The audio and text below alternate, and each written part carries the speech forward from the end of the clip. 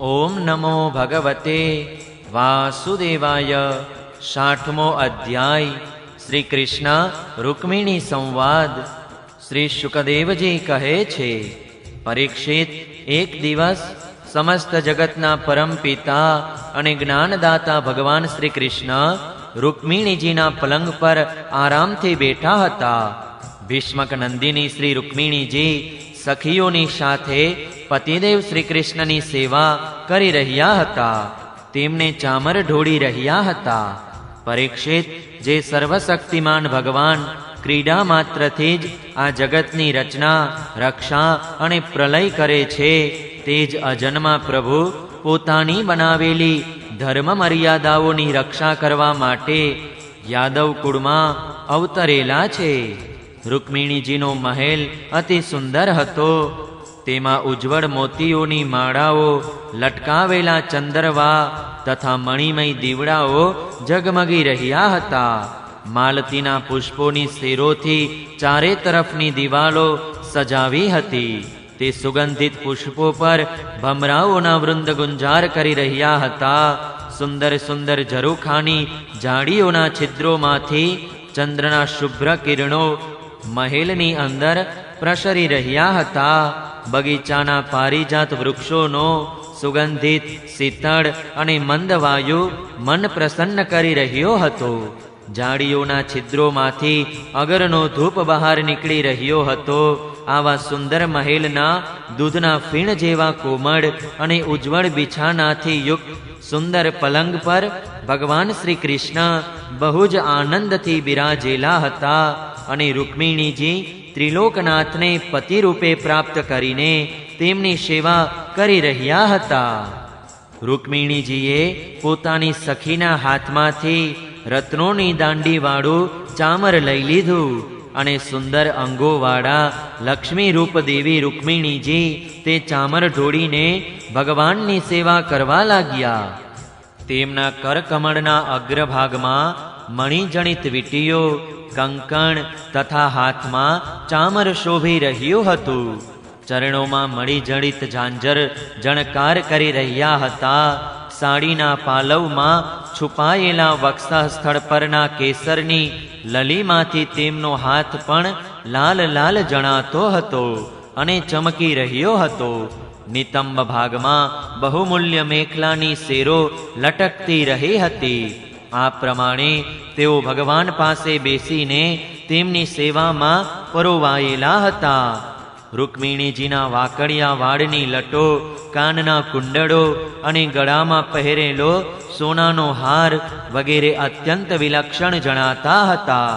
तेमना मुख कमळ पर हास्यनी अमृत वर्षा थई रही हती।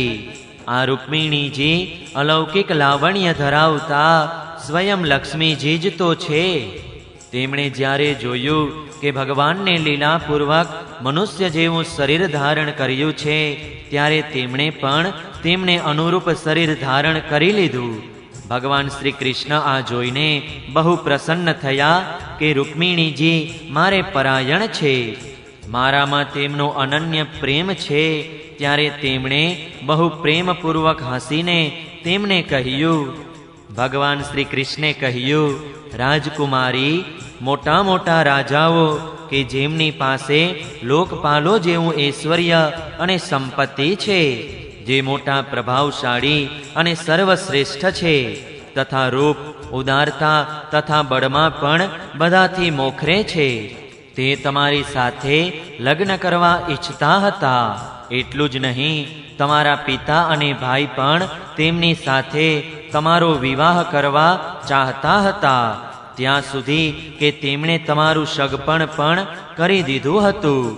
शिशुपाल वगैरे मोटा मोटा वीर राजाओ जे कामथी मदोन्मत्त थईने तमारा याचक बनी गया हता, तेमने तमे छोड़ी दीधा अने मारा जेवा व्यक्तिने जे कोई रीते तमारे योग्य नथी तेनो तमारा पति तरीके स्वीकार केम कर्यो? सुंदरी, जुओ, अमे तो जरासंघ जेवा राजाओना भयथी समुद्રના શરણમાં આવી વસ્યા છીએ। મોટા મોટા બળવાન રાજાઓએ અમારી સાથે વેર બાંધી રાખ્યું છે અને પ્રાયઃ રાજ્ય સિંહાસનના અધિકારીથી પણ અમે વંચિત જ છીએ. સુંદર અંગવાળા રાજકુમારી, અમે કયા માર્ગના અનુયાયી છીએ, અમારો માર્ગ કયો છે એ પણ લોકોને સારી પેઠે ખબર નથી, અને લોકો લૌકિક વ્યવહારનું પણ સારી રીતે પાલન કરતા નથી. વિનય કે પ્રાર્થના દ્વારા સ્ત્રીઓને રીઝવતા પણ નથી. જે સ્ત્રીઓ અમારા જેવા પુરુષોનું અનુસરણ કરે છે તેમને ઘણું કરીને દુઃખ જ ભોગવવું પડે છે. હે સુંદરી, અમે તો સદાને માટે અકિંચન છીએ. ન તો અમારી પાસે હમણાં કશું છે અને ન રહેશે. એવા જ અકિંચન લોકો સાથે અમે પ્રેમ પણ કરીએ છીએ, અને તે લોકો પણ અમારી સાથે પ્રેમ કરે છે. એ જ કારણ છે કે પોતાને ધનવાન સમજનારા લોકો પ્રાયઃ અમારી સાથે પ્રેમ કરતા નથી, અમારી સેવા કરતા નથી. જેમની સંપત્તિ, કુળ, ઐશ્વર્ય, સૌંદર્ય અને આવક સમાજ હોય તેમની જ સાથે વિવાહ અને મિત્રતાનો સંબંધ કરવો જોઈએ. જે પોતાનાથી શ્રેષ્ઠ અથવા અધમ હોય તેમની સાથે ન કરવો જોઈએ.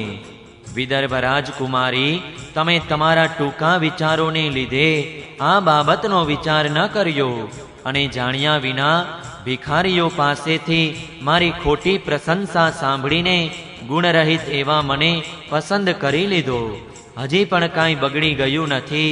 તમે તમારી યોગ્ય કોઈ શ્રેષ્ઠ ક્ષત્રિયને પસંદ કરી લો, જેના દ્વારા તમારી આ લોક અને પરલોકની તમામ આશા અભિલાષાઓ પૂરી થઈ શકે. સુંદરી, તમે જાણો જ છો કે શિશુપાલ, સાલ્વ, જરાસંઘ, દંતવક્ત્ર વગેરે રાજાઓ અને તમારો મોટો ભાઈ રૂક્મી હજી મારી સાથે દ્વેષ કરે છે. કલ્યાણી, તે બધા બળ પરાક્રમના ગર્વથી આંધળા બની રહ્યા હતા. પોતાની સામે બીજાઓને તુચ્છ ગણતા હતા. તે દુષ્ટોનો ગર્વ ઉતારવા માટે જ મેં તમારું હરણ કર્યું હતું, અન્ય કોઈ કારણ ન હતું. ખરેખર અમે ઉદાસીન છીએ. અમે સ્ત્રી, પુત્રો અને ધનના લોભી નથી. નિષ્ક્રિય અને દેહ ઘરથી સંબંધ રહિત દીપશિખાની જેમ અક્રિય અને સાક્ષી માત્ર છીએ. અમે પોતાના આત્માના સાક્ષાત્કારથી જ પૂર્ણ કામ છીએ, કૃતકૃત્ય છીએ. શ્રી સુખદેવજી કહે છે, પરીક્ષિત, ભગવાન શ્રી કૃષ્ણ ક્ષણ માટે પણ રૂક્મિણીથી દૂર થતા ન હતા. એથી રૂક્મિણીને એવું અભિમાન આવી ગયું હતું કે હું તેમને સર્વાધિક પ્રિય છું. આવું માની રહેલા રૂક્મિણીના ગર્વનો નાશ કરવા માટે જ આટલું બોલીને ભગવાન મૌન થઈ ગયા. પરીક્ષિત, જ્યારે રૂક્મિણીજીએ પોતાના પરમ પ્રિયતમ પતિ ત્રિલોકેશ્વર ભગવાનની આવી અપ્રિય વાણી સાંભળી કે જે પહેલા ક્યારેય સાંભળી ન હતી, ત્યારે તેઓ અત્યંત ભયભીત થઈ ગયા. તેમનું હૃદય કંપવા લાગ્યું. તેઓ રડતા રડતા અપાર ચિંતામાં પડી ગયા.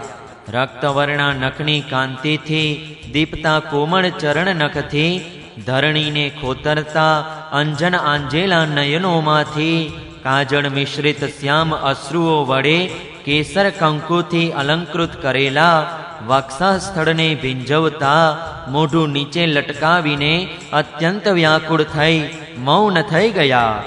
અત્યંત વ્યથા, ભય અને શોકને કારણે તેમની વિચાર શક્તિ લુપ્ત થઈ ગઈ. વિયોગની સંભાવનાથી તેમની કાયા એકાએક સુકાઈ જતા તેમના હાથના કંકણો સરી પડ્યા. હાથનું ચામર પડી ગયું. બુદ્ધિ વ્યાકુળ થઈ જવાને કારણે રૂક્મિણીજી અચેત થઈ ગયા. કેસ વિખેરાઈ ગયા. તેમનું શ્રીઅંગ પવનથી પટકાઈ પડેલી કેડની માફક જમીન પર પટકાઈ પડ્યું. ભગવાન શ્રી કૃષ્ણે જોયું કે મારા હાસ્ય વિનોદની રમૂજને રૂક્મિણીજી સમજ્યા નથી, અને પ્રેમ પાસની દ્રઢતાને કારણે તેમની આવી દશા થઈ ગઈ છે. સ્વભાવથી જ કરુણા નિધાન ભગવાન શ્રી કૃષ્ણનું હૃદય તેમના માટે કરુણાથી ભરાઈ ગયું. ચાર ભુજાઓવાળા ભગવાન તે જ વખતે પલંગ પરથી ઉતરી પડ્યા અને રૂક્મિણીજીને ઉઠાવી લીધા. તથા તેમના કેશ કલાપને સંવારતા પોતાના શીતલ કર કમળથી તેમનું મોઢું લૂછ્યું. ભગવાને તેમના નેત્રોના આંસુ અને શોકથી ભીંજાયેલા વક્ષસ્થળને લૂછીને પોતાના માટે અનન્ય પ્રેમ રાખનારા સતી રૂક્મિણીને ઉઠાવીને હૃદયે ચાંપ્યા. ભગવાન શ્રી કૃષ્ણ સમજાવવામાં બહુ કુશળ અને પોતાના પ્રેમી ભક્તોના એકમાત્ર આશ્રય છે. જ્યારે તેમણે જોયું કે હાસ્યની ગંભીરતાના કારણે રૂક્મિણીજીની બુદ્ધિ ચક્રાવમાં પડી ગઈ છે અને તેઓ અત્યંત રાંક બની ગયા છે, ત્યારે તેમને થયું કે મારે આવો વિનોદ કરવો ન જોઈએ. હવે તેઓ રૂક્મિણીજીને સમજાવવા લાગ્યા. ભગવાન શ્રી કૃષ્ણે કહ્યું, વિદર્ભ નંદિની, નારાજ થશો નહીં. દેવી, મારા પર રોષે ભરાશો નહીં. પ્રિયા, હું જાણું છું કે તમે એકમાત્ર મારા અનન્ય છો. હે સુંદરાંગિની, મેં તો તમારા વિનોદ મધુર વચનો સાંભળવા માટે આવી વિનોદભરી વાત કરી હતી. હું જોવા ઈચ્છતો હતો કે મારા આ પ્રમાણે કહેવાથી તમારા લાલ લાલ હોઠ પ્રણયકોપથી કઈ રીતે ફરકવા લાગે છે. તમારા કટાક્ષપૂર્વક જોવાથી તમારા નેત્રોમાં કેવી લાલીમાં છવાઈ જાય છે અને ભવા ચડી જતા તમારું મુખ કેવું સુંદર લાગે છે. હે ભામિની, ઘરના કામધંધામાં રાત દિવસ વ્યસ્ત રહેવાવાળા ગૃહસ્થોને માટે એ જ તો લાહવો છે કે પોતાની પ્રિય પત્ની સાથે હાસ્ય વિનોદ કરીને થોડી ક્ષણો સુખેથી ગાળી લેવાય છે. શ્રી સુખદેવજી કહે છે, રાજન, જ્યારે ભગવાન શ્રી કૃષ્ણે પોતાના પ્રાણપ્રિયાને આ પ્રમાણે સમજાવ્યા ત્યારે તેમને એ વાતની ખાતરી થઈ ગઈ કે મારા પ્રિયતમે માત્ર વિનોદમાં જ આવું કહ્યું હતું. હવે તેમના હૃદયમાંથી શ્રી કૃષ્ણ મને છોડી દેશે એ ભય નિવૃત્ત થઈ ગયો. પરીક્ષિત, હવે તેઓ લજામણા હાસ્ય અને પ્રેમભરી દ્રષ્ટિથી પુરુષોત્તમ ભગવાન શ્રી કૃષ્ણનું મુખારવિંદ નિખરતા તેમને કહેવા લાગ્યા. રૂક્મિણીજીએ કહ્યું, કમલનયન, આપનું કહેવું બરાબર છે કે ઐશ્વર્ય વગેરે બધા ગુણોથી યુક્ત અનંત ભગવાનને અનુરૂપ હું નથી. આપની બરાબરી હું કોઈ રીતે કરી શકું એમ નથી. ક્યાં પોતાના અખંડ મહિમામાં સ્થિત ત્રણેય ગુણોના સ્વામી તથા બ્રહ્મા વગેરે દેવતાઓ દ્વારા સેવિત આપ ભગવાન, અને ક્યાં ત્રિગુણાત્મક સ્વભાવવાળી હું ગુણમયી પ્રકૃતિ કે જેની કામનાઓની પાછળ ભટકનારા અજ્ઞાની લોકો જ સેવા કરે છે. ભલા હું તમારી બરાબરી કઈ રીતે કરી શકું? સ્વામી, આપનું એ કહેવું પણ સત્ય છે કે આપ રાજાઓના ભયને લીધે સમુદ્રમાં આવીને છુપાયા છો. ખરેખર જ આપ ગુણોના ભયથી સમુદ્રમાં રહો છો. આપ તે પૃથ્વીના રાજાઓના નહીં, પરંતુ ત્રણેય ગુણો રૂપી રાજાના સંદર્ભમાં કહો છો. અર્થાત આપ તેમના ભયથી અંતઃકરણ રૂપી સમુદ્રમાં ચૈતન્ય ધન અનુભૂતિ સ્વરૂપ આત્માના રૂપમાં બિરાજો છો. એમાં સંદેહ નથી કે આપ રાજાઓ સાથે શત્રુતા રાખો છો, પરંતુ તે રાજા ક્યાં? આજ આપણી દુષ્ટ ઇન્દ્રિયો, તેમની સાથે તો તમારું વેર જ છે. અને પ્રભુ, આપ સિંહાસનથી રહિત છો એ વાત પણ બરાબર જ છે, કેમ કે આપના ચરણોની સેવા કરવાવાળાઓએ પણ રાજાના પદને ઘોર અજ્ઞાનરૂપી અંધકાર સમજીને દૂરથી જ ત્યજી દીધું છે. પછી આપના માટે તો કહેવાનું જ શું હોય? આપ કહો છો કે અમારો માર્ગ સ્પષ્ટ નથી અને અમે લૌકિક પુરુષો જેવું આચરણ પણ કરતા નથી. એ વાત પણ સાચી જ છે, કેમ કે જે ઋષિમુનિઓ આપના ચરણ કમળોના મકરંદ રસનું સેવન કરે છે તેમનો માર્ગ પણ અસ્પષ્ટ જ હોય છે, અને વિષયોમાં ફસાયેલા નર પશુ તેનું અનુમાન પણ કરી શકતા નથી. અને હે અનંત, આપના માર્ગ પર ચાલનારા આપના ભક્તોની પણ ચેષ્ટાઓ જ્યારે પ્રાયઃ લૌકિક જ હોય છે, ત્યારે સમસ્ત શક્તિઓ તથા ઐશ્વર્યોના આશ્રય એવા આપની ચેષ્ટાઓ અલૌકિક હોય એમાં તો કહેવાનું જ શું હોય? આપે પોતાને અકિંચન કહ્યા છે, પરંતુ આપની અકિંચનતા એ દરિદ્રતા નથી. તેનો અર્થ છે કે આપના સિવાય બીજી કોઈ વસ્તુ ન હોવાને લીધે આપ જ સર્વ કાંઈ છો. આપની પાસે રાખવા માટે કશું નથી. પરંતુ જે બ્રહ્મા વગેરે દેવતાઓની પૂજા બધા લોકો કરે છે તેમને ભેટો આપે છે, તે જ લોકો આપની પૂજા કરતા રહે છે. આપ તેમના પ્રિય છો અને તે આપના પ્રિય છે. પ્રભુ, આપનું એ કહેવું પણ સર્વથા ઉચિત છે કે ધનાઢ્ય લોકો મારી ભક્તિ કરતા નથી. જે લોકો પોતાના ધનના અભિમાનથી અંધ બની રહ્યા છે અને ઇન્દ્રિયોને તૃપ્ત કરવામાં જ મગ્ન છે, તેઓ ન તો આપનું ભજન સેવન પણ કરે છે કે ન તો એવું જાણે છે કે આપ મૃત્યુના રૂપમાં તેમના માથા પર બેઠેલા છો. જગતમાં જીવને માટે જેટલા પણ ઈચ્છવા યોગ્ય પદાર્થો છે, ધર્મ, અર્થ, કામ, મોક્ષ, તે બધાના રૂપમાં આપ જ પ્રગટ છો. આપ સમસ્ત વૃત્તિઓ, પ્રવૃત્તિઓ, સાધનો, સિદ્ધિઓ અને સાધ્યોના ફળ સ્વરૂપ છો. વિચારશીલ પુરુષો આપને પ્રાપ્ત કરવા માટે બધું જ છોડી દે છે. ભગવાન, તે જ વિવેકી પુરુષોનો આપની સાથે સંબંધ હોવો જોઈએ. જે લોકો સ્ત્રી પુરુષના સહવાસથી પ્રાપ્ત થનારા સુખ અથવા દુઃખના વશમાં છે, તેઓ ક્યારેય આપનો સંબંધ પ્રાપ્ત કરવા યોગ્ય નથી. બરાબર જ છે કે ભિખારીઓએ આપની પ્રશંસા કરી છે, પરંતુ ક્યાં ભિખારીઓએ? તે પરમ શાંત સંન્યાસી મહાત્માઓએ આપના મહિમા અને પ્રભાવનું વર્ણન કર્યું છે. જેમણે મોટામાં મોટા અપરાધીને દંડ ન આપવાનો નિશ્ચય કરી લીધો છે. મેં ટૂંકી બુદ્ધિથી નહીં, પરંતુ એ વાતને સમજીને આપને પસંદ કર્યા છે કે આપ સંપૂર્ણ જગતના આત્મા છો અને પોતાના પ્રેમીજનોને આત્મદાન કરો છો. મેં જાણી જોઈને બ્રહ્મા અને તે ઇન્દ્ર વગેરેનો પણ એટલા માટે પરિત્યાગ કરી દીધો છે કે આપની ભ્રુકુટીના ઈશારાથી પેદા થવાવાળો કાળ પોતાના વેગથી તેમની આશા અભિલાષાઓ પર પાણી ફેરવી દે છે. પછી બીજાઓ શિશુપાલ, દંતવક્ત્ર અથવા જરાસંઘની તો વાત જ સી છે. સર્વેશ્વર આર્યપુત્ર, આપની એ વાત કોઈ રીતે તર્કસંગત નથી કે આપ રાજાઓથી ભયભીત થઈને સમુદ્રમાં આવીને વસ્યા છો.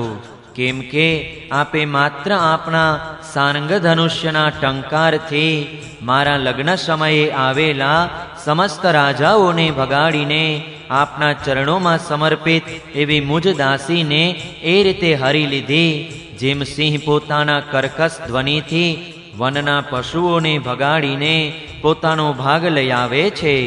કમલનયન, આપ કઈ રીતે કહો છો કે જે મારું અનુસરણ કરે છે તેને ઘણું કરીને દુઃખ જ ભોગવવું પડે છે? પ્રાચીન કાળમાં અંગ, પૃથુ, ભરત, યયાતિ અને ગઈ વગેરે જે મોટા મોટા રાજરાજેશ્વરો પોતપોતાનું એક છત્ર સામ્રાજ્ય છોડીને આપને પ્રાપ્ત કરવાની અભિલાષાથી તપસ્યા કરવા વનમાં ચાલ્યા ગયા હતા. તેઓ શું આપણા માર્ગનું અનુસરણ કરવાના કારણે દુઃખી થઈ રહ્યા છે? આપ મને કોઈ બીજા રાજકુમારનું વરણ કરવા કહી રહ્યા છો. ભગવાન, આપ સમસ્ત ગુણોના એકમાત્ર આશ્રય છો. મોટા મોટા સંતો આપના ચરણ કમળોની સુગંધની પ્રશંસા કરતા રહે છે. તે ચરણોનો આશ્રય લેવાથી લોકો સંસારના પાપ તાપથી મુક્ત થઈ જાય છે. લક્ષ્મીજી સર્વદા તે ચરણોમાં જ નિવાસ કરે છે. પછી આપ જ બતાવો કે આપના સ્વાર્થ અને પરમાર્થને સારી રીતે સમજનારી એવી કઈ સ્ત્રી છે જેને એકવાર તે ચરણ કમળોની સુગંધ માણવા મળી જાય અને પછી તે તેનો અનાદાર કરીને એવા લોકોને પસંદ કરે જે સદા મૃત્યુ, રોગ, જન્મ, જરા વગેરે ભયોથી યુક્ત છે. કોઈ પણ બુદ્ધિમાન સ્ત્રી આવું કરશે જ નહીં. પ્રભુ, આપ સંપૂર્ણ જગતના એકમાત્ર સ્વામી છો. આપ જ આ લોક અને પરલોકમાં સઘળી આશાઓની પૂર્તિ કરવાવાળા અને આત્મા છો. મેં આપને મારા અનુરૂપ સમજીને જ આપનું વરણ કર્યો છે. મારે પોતાના કર્મો અનુસાર વિભિન્ન યોનિઓમાં ભટકવું પડે તેની મને પરવા નથી. મારી એકમાત્ર અભિલાષા એ છે કે હું હંમેશા આ પરમેશ્વરના ચરણોના શરણમાં જ રહું.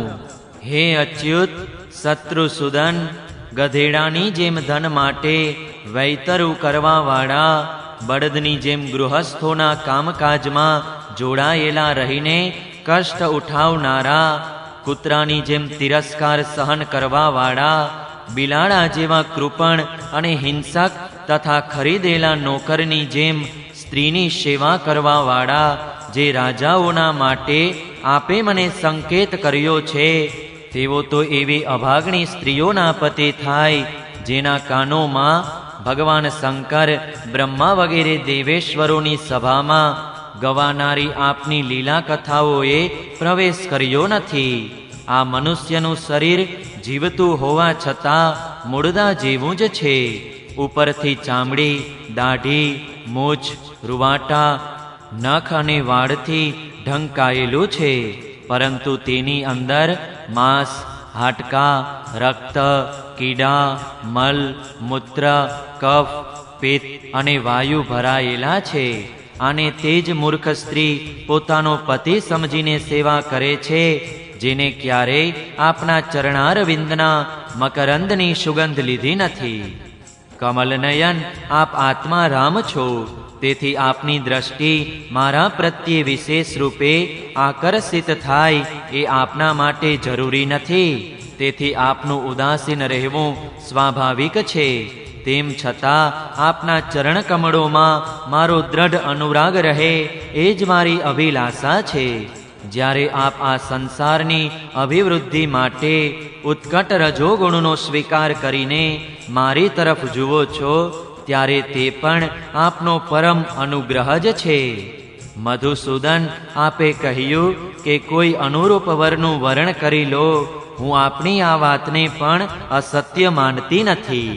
કેમ કે કોઈ વાર એક પુરુષ દ્વારા જીતાઈ જવા છતાં કાશી નરેશની કન્યા અંબાની જેમ કોઈની બીજા પુરુષમાં પ્રીતિ હોય છે. કુલટા સ્ત્રીઓનું મન તો લગ્ન થઈ ગયા પછી પણ નવા પુરુષો તરફ ખેંચાતું હોય છે. બુદ્ધિમાન પુરુષે આવી કુલટા સ્ત્રીને પોતાની પાસે રાખવી ન જોઈએ. તેને અપનાવનારો પુરુષ આ લોક અને પરલોક બંને ખોઈ બેસે છે. તેનું ઉભય ભ્રષ્ટ થઈ જાય છે. ભગવાન શ્રી કૃષ્ણે કહ્યું, સાધ્વી, રાજકુમારી, આ બધી વાતો સાંભળવા માટે જ તો મેં હાસ્ય વિનોદ કરીને તમને ઉશ્કેર્યા હતા. તમે મારા શબ્દોની જેવી વ્યાખ્યા કરી છે તે અક્ષરશઃ સત્ય છે. સુંદરી, તમે મારા અનન્ય પ્રેમી છો. મારા પ્રતિ તમારો અનન્ય પ્રેમ છે. તમે મારી પાસે જે અભિલાષાઓ રાખો છો તે તો તમને સદા સર્વદા પ્રાપ્ત છે જ. બીજી એ વાત પણ છે કે મારી પાસેથી રાખેલી અભિલાષાઓ સાંસારિક કામનાઓની જેમ બંધનકારક થતી નથી, બલકે તે સમસ્ત કામનાઓથી મુક્ત કરી દે છે. હે નિર્દોષ રૂકમણી, મેં તમારો પતિ પ્રેમ અને પાતિવ્રત્ય પણ સારી રીતે જોઈ લીધું છે. મેં કટુ કટાક્ષ વાક્યો કહીને તમને વિચલિત કરવાનો પ્રયત્ન કર્યો, પરંતુ તમારી બુદ્ધિ મારાથી લગીરે ચલિત ન થઈ. પ્રિયે, હું મોક્ષનો સ્વામી છું. લોકોને સંસાર સાગરથી પાર કરું છું.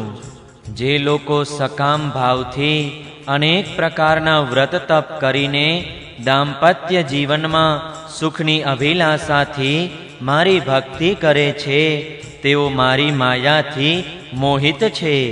હે માનિની, હું મોક્ષ તથા સંપૂર્ણ સંપદાઓનો આશ્રય છું, અધીશ્વર છું. મને પરમાત્માને પ્રાપ્ત કરીને પણ જે લોકો માત્ર વિષય સુખના સાધનો અને સંપત્તિની જ અભિલાષા રાખે છે, મારી પરાભક્તિ નથી ઈચ્છતા, તેમને મંદભાગી સમજવા જોઈએ. કેમ કે વિષય સુખ તો નરકમાં અને નરક જેવી અધમ યોનિઓમાં પણ હોય છે, પરંતુ તે લોકોનું મન તો વિષયોમાં જ લાગેલું રહે છે, તેથી તેમને નરકમાં જવું પણ સારું લાગે છે. ગૃહેશ્વરી પ્રાણપ્રિયે, બહુ આનંદની વાત છે કે તમે અત્યાર સુધી નિરંતર સંસાર બંધનથી મુક્ત કરનારી મારી સેવા કરી છે. અજ્ઞાની લોકો આવું ક્યારેય કરી શકતા નથી.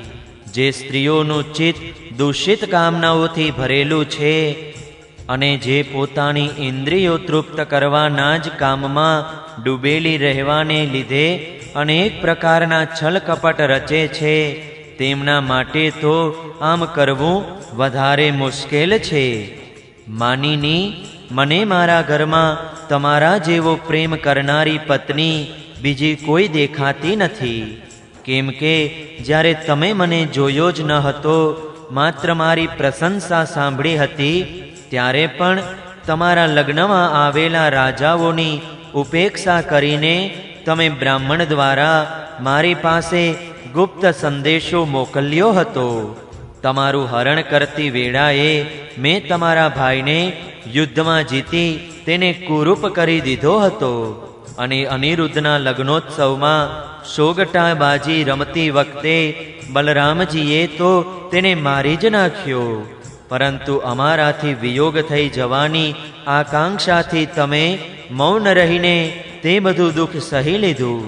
મને એક શબ્દ પણ તમે કહ્યો નહીં. તમારા આ ગુણોથી હું તમને વશ થઈ ગયો છું. તમે મારી પ્રાપ્તિ માટે દૂત દ્વારા પોતાનો ગુપ્ત સંદેશો મોકલ્યો હતો, પણ જ્યારે મારા પહોંચવામાં વિલંબ થતો જણાયો, ત્યારે તમને આ સંપૂર્ણ સંસાર સૂનો દેખાવા લાગ્યો. તે સમયે તમારું આ સર્વાંગ સુંદર શરીર કોઈ બીજાને યોગ્ય ન સમજીને એ શરીરનો ત્યાગ કરવાનો સંકલ્પ કરી લીધો હતો. તમારો આ પ્રેમ ભાવ તમારામાં જ વસે, હું તેનો બદલો ચૂકવી શકું એમ નથી. તમારા આ સર્વોચ્ચ પ્રેમ ભાવને હું માત્ર અભિનંદન આપું છું. શ્રી સુખદેવજી કહે છે, પરીક્ષિત, જગદેશ્વર ભગવાન શ્રી કૃષ્ણ આત્મા રામ છે. તેઓ બધી મનુષ્ય જેવી લીલા કરી રહ્યા છે, ત્યારે તેમાં દાંપત્ય પ્રેમને વધારનારો વિનોદપૂર્ણ વાર્તાલાપ પણ કરે છે, અને આ રીતે લક્ષ્મી રૂપા રૂક્મિણીજીની સાથે વિહાર કરતા રહે છે. ભગવાન શ્રી કૃષ્ણ સમસ્ત જગતના ગુરુ અને સર્વવ્યાપક છે. તેઓ આ રીતે બીજી પત્નીઓના મહેલોમાં પણ ગૃહસ્થોની જેમ રહીને ગૃહસ્થોચિત ધર્મનું પાલન કરતા હતા. 10મા સ્કંધના ઉત્તરાર્ધ અંતર્ગત કૃષ્ણ રૂક્મિણીનો સંવાદ એ નામનો 60મો અધ્યાય સમાપ્ત. જય શ્રી કૃષ્ણ. ઓમ નમો ભગવતે વાસુદેવાય. 61મો અધ્યાય ભગવાનના સંતાનોનું વર્ણન તથા અનિરુદ્ધના વિવાહમાં રૂક્મીનું માર્યું જવું. શ્રી સુખદેવજી કહે છે, પરીક્ષિત, ભગવાન શ્રી કૃષ્ણની દરેક પત્નીના ગર્ભથી 10 પુત્રો થયા. તેઓ રૂપ, બળ વગેરે ગુણોમાં પોતાના પિતા ભગવાન શ્રી કૃષ્ણથી કોઈ વાતે કમ ન હતા. રાજકુમારીઓ જોતી હતી કે ભગવાન શ્રી કૃષ્ણ અમારા મહેલમાંથી ક્યારેય બહાર જતા નથી, હંમેશા અમારી પાસે જ રહે છે. તેથી તેઓ એવું જ સમજતી હતી કે શ્રી કૃષ્ણને હું જ બધાથી વધારે પ્રિય છું. પરીક્ષિત, સાચું પૂછો તો તેઓ પોતાના પતિ ભગવાન શ્રી કૃષ્ણના તત્વને, તેમના મહિમાને જાણતી ન હતી. તે બધી કૃષ્ણની રાણીઓ પોતાના આત્માનંદમાં એકરસ સ્થિત ભગવાન શ્રી કૃષ્ણના કમળની કડી જેવા મુખારવિંદ, વિશાળ બાહુ, વિશાળ નેત્રો, પ્રેમભર્યું હાસ્ય, રસમયી દ્રષ્ટિ અને મધુર વાણીથી સ્વયં મોહિત રહેતી હતી. તે પોતાના શૃંગાર સંબંધી હાવભાવોથી તેમના મનને પોતાના તરફ આકર્ષિત કરવા સમર્થ ન થઈ શકી. તેઓ 16,000થી વધારે હતી. પોતાના મંદ મંદ હાસ્ય અને વાકી દ્રષ્ટિયુક્ત મનોહર ભવાના ઈશારાઓ વડે કામકળાથી ભરેલા પ્રેમ બાણ ચલાવતી હતી. પરંતુ કોઈ પણ પ્રકારે ભગવાન શ્રી કૃષ્ણના મનને પ્રભાવિત કરવા અથવા જીતવા સમર્થ થઈ શકે જ નહીં. પરીક્ષિત, બ્રહ્મા વગેરે મોટા મોટા દેવતાઓ પણ ભગવાનના વાસ્તવિક સ્વરૂપને અથવા તેમની પ્રાપ્તિના માર્ગને જાણતા નથી. તે જ રમારમણ ભગવાન શ્રી કૃષ્ણને તે સ્ત્રીઓએ પતિ રૂપે પ્રાપ્ત કર્યા હતા. હવે નિત્ય નિરંતર તેમના પ્રેમ આનંદની અભિવૃદ્ધિ થતી રહેતી હતી અને તેઓ પ્રેમપૂર્ણ હાસ્ય, મધુર દ્રષ્ટિ, નવ સમાગમની લાલસા વગેરેથી ભગવાનની સેવા કરતી રહેતી હતી. તે બધી પત્નીઓ પાસે તેમની સેવા કરવા માટે સેંકડો દાસીઓ હતી. તેમ છતાં જ્યારે તેમના મહેલમાં ભગવાન પધારતા ત્યારે તે પોતે આગળ જઈને આદરપૂર્વક તેમને લઈ આવતી. શ્રેષ્ઠ આસન પર બેસાડતી, ઉત્તમ સામગ્રીઓથી તેમની પૂજા કરતી, ચરણ કમળ પખાડતી, પાન બનાવીને ખવડાવતી, ચરણ સેવા કરી તેમનો શ્રમ દૂર કરતી, ચામર ઢોળતી, અત્તર ચંદન વગેરે લગાડતી, શયન કરાવતી, સ્નાન કરાવતી, અનેક પ્રકારના ભોજન કરાવીને પોતાના હાથે જ તમામ સેવા કરતી હતી. પરીક્ષિત, મેં કહ્યું છે કે ભગવાન શ્રી કૃષ્ણની દરેક પત્નીને 10 પુત્રો હતા. તે રાણીઓમાં 8 પટરાણીઓ હતી, જેમના લગ્નોનું વર્ણન હું પહેલાં કરી ચૂક્યો છું. હવે તેમના પ્રદ્યુમ્ન વગેરે પુત્રો વગેરેનું વર્ણન કરું છું. રૂક્મિણીજીને 10 પુત્રો થયા. પ્રદ્યુમ્ન, ચારુદેષ્ણ, સુદેષ્ણ, પરાક્રમી ચારુદેહ, સુચારુ, ચારુગુપ્ત, ભદ્રચારુ, ચારુચંદ્ર, વિચારુ અને 10મો ચારુ. આ બધા પોતાના પિતા ભગવાન શ્રી કૃષ્ણથી કોઈ વાતમાં કમ ન હતા. સત્યભામાને પણ 10 પુત્રો થયા. ભાનુ, સુભાનુ, સ્વરભાનુ, પ્રભાનુ, ભાનુમાન, ચંદ્રભાનુ, બૃહદભાનુ, અતિભાનુ, શ્રીભાનુ અને પ્રતિભાનુ. જાંબવતીને પણ સાંબ વગેરે 10 પુત્રો હતા. સાંબ, સુમિત્ર, પુરુજિત, સતજિત, સહસ્રજિત, વિજય, ચિત્રકેતુ, વસુમાન, દ્રવિડ અને ક્રતુ. આ બધા શ્રી કૃષ્ણને બહુ પ્રિય હતા. નાગ્નજીતી સત્યાને પણ 10 પુત્ર થયા. વીર, ચંદ્ર, અશ્વસેન, ચિત્રગુ, વેગવાન, વૃષ, આમ, શંકુ, વસુ અને પરમ તેજસ્વી કુંતી. કાલિંદીના 10 પુત્રો હતા. શ્રુત, કવિ, વૃષ, વીર, સુબાહુ, ભદ્ર, શાંતિ, દર્શ, પૂર્ણમાસ અને બધાથી નાનો સોમક. મદ્રદેશની રાજકુમારી લક્ષ્મણાને પ્રઘોષ, ગાત્રવાન, સિંહ, બલ, પ્રબલ, ઉર્ધ્વગ, મહાશક્તિ, સહ, ઓજ અને અપરાજિત નામના 10 પુત્રો હતા. મિત્રવૃંદાના પુત્ર હતા વૃક, હર્ષ, અનિલ, ગૃધ્ર, વર્ધન, અન્નાદ, મહાશ, પાવન, વહની અને ક્ષુધિ. ભદ્રાના પુત્ર હતા સંગ્રામજીત, બૃહત્સેન, સુર, પ્રહરણ, અરિજિત, જય, સુભદ્ર, વામ, આયુ અને સત્યક. આ પટરાણીઓ સિવાય ભગવાનની રોહિણી વગેરે 16,100 બીજી પણ રાણીઓ હતી. તેમના દીપ્તિમાન અને તામ્રતપ્ત વગેરે 10 પુત્રો થયા. રૂક્મિણી નંદન પ્રદ્યુમ્નનો વિવાહ માયાવતી રતિ સિવાય ભોજકટ નગર નિવાસી રૂક્મિણી પુત્રી રૂક્મવતી સાથે પણ થયો હતો. તે રૂક્મવતીથી પરમ બળવાન અનિરુદ્ધનો જન્મ થયો હતો. પરીક્ષિત શ્રી કૃષ્ણના પુત્રોની માતાઓ જ 16,000થી વધારે હતી. તેથી તેમના પુત્ર પૌત્રોની સંખ્યા કરોડો સુધી પહોંચી ગઈ.